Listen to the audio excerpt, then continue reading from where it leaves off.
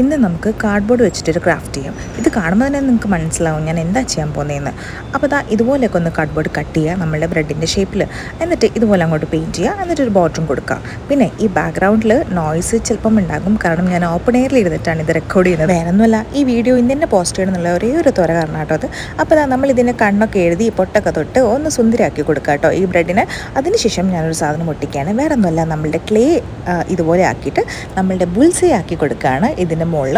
അതിനുശേഷം എവിടെയോ ഒരു കുറവുള്ള പോലെ തോന്നി. അപ്പോൾ പിന്നെ ഞാനൊന്നും നോക്കിയില്ല, ഒരു സ്മൈലി വരച്ചു കൊടുത്തു. അതിനുശേഷം കുറച്ച് ബ്ലഷൊക്കെ ഇട്ട് കൊടുത്തു.